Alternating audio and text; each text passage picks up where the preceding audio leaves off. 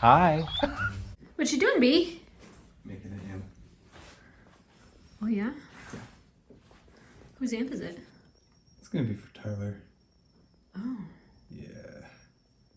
Is it a fancy one? Yeah, it's really fancy. Yeah? Yeah. Am I sharing any proprietary knowledge right now? No. Okay. Let's see. No, I'm just, this is working on the main high voltage rectifier. Normally I do like a bridge rectifier. This is just a full wave. I have these two things sticking up here, which are A, sharp, and B, are going to be carrying like 400 volts when the thing is on. That means nothing to me. That's okay. All right, I'm going to go knit now. Oh, my thing is boring you? Yeah, sorry. Oh, really? Think about that next time you ask me to watch your knitting.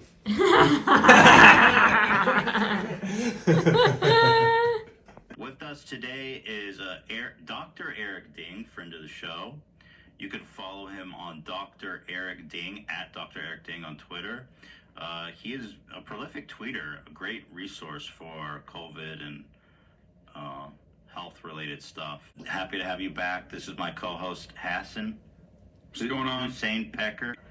15 years ago, I was a whistleblower against Merck, and the pharma companies hate me. I got my doctorate in epidemiology, and then a separate one in nutrition. So people... Did you get your doctorate from Harvard? Yeah, both. Oh my in God. epidemiology and nutrition. Fake news. That's right. We're on the same page on this, right? Yesterday, they found a study that says the virus infects fat cells.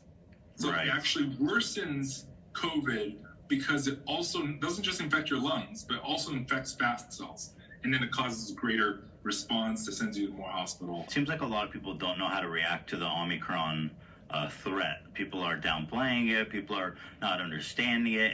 It's too early to really even tell, you know. I remember when we first started hearing Delta, it was like, who cares, you know, and then all of a sudden, it's a big deal. Is that what you see happening with Omicron? Is in like a month or 2 months where everyone's like, oh yeah. Yeah, it's bad. Like, I feel like this deja vu feeling where, you know, people said in January, February, March of 2020 that, oh, you're fear-mongering, it's not going to be that bad. We're in denial again. We still have people, you know, on Fox News saying, oh, this is nature's vaccine. It's perfect. It's mild and contagious, and soon nature will immunize us all. That's the biggest bull crap I've ever heard, because it's dangerous. You know, this is faster. This is like, we're faster on transmission than ever before Delta. Delta was twice the original. This is like 3 to 5 times more transmissible than Delta.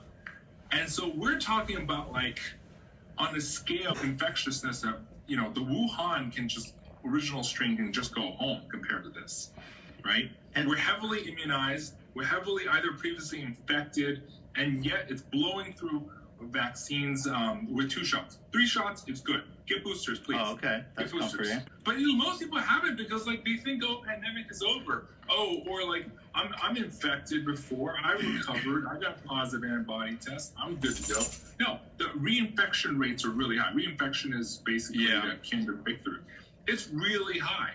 It's you're not going to get the protection that you think you have. And also, you know, I hate to say it, so for those who previously got infected, there's something called dead men tell no tales. As in, if you were vulnerable, you had already died last year. And so that's why you think that the people who got natural infection has it better. But no, you're not. Yeah. Because the reinfection is going to hit you really hard. We're talking about Omicron has 3 times the reinfection rate of Delta.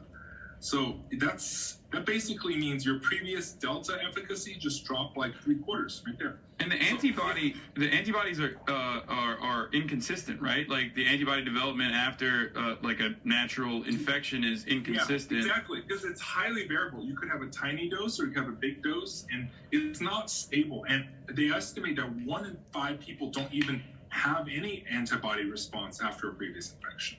They actually found that. And so basically you're deluding yourself if you think that, oh, you know, I got previously infected and I'm okay. No, I don't think you're okay. And again, the boosters, a vaccine booster is better than 2 shots and an infection. So 2 shots and infection versus 3 shots, your booster 3 shots is way stronger. And they just showed that last week. That's good to know. I know. So go get boosted. Like, seriously. How infectious are we talking about here now that we're on the Omicron stage? In terms of contagiousness, it's a higher viral load. So every breath you take, every breath you give, I'll be watching you. You give out way more viruses, and every breath you inhale, a smaller amount will do its job when previously you needed a bigger amount, so a bigger dose. So it's all these kind of things that adds up, and there's actually something that they think actually might survive in the air longer because it's more polar. Like basically the mutations, there's so many mutations that the molecule becomes more positively charged. And because of that, instead of like when it's floating these droplets, it could easily get evaporated out if it hits the wall of the droplet. But if it's more polar, basically it stays on the inside and survives longer in these aerosols and droplets. And that's why it stays longer, more stable airborne. That's one of the theories. But is there any contagious diseases that are this infectious, I guess is what I'm asking. Like measles is in the teens. Okay. So if it's really truly 3 times more contagious than Delta, this is going to definitely set one of the world records. Chief Meteorologist and Climate Matters Program Director at Climate Central. Bernadette, welcome. So more than 24 tornadoes touched down across 6 states.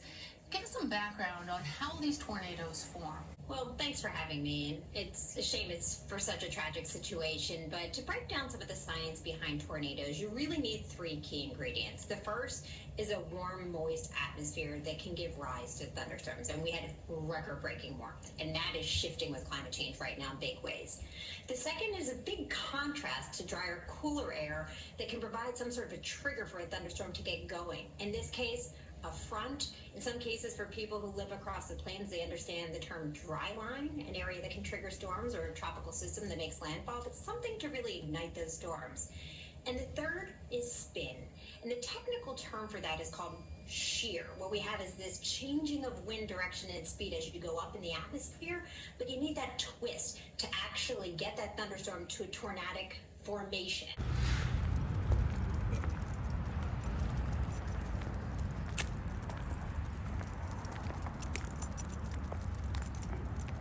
Goodbye.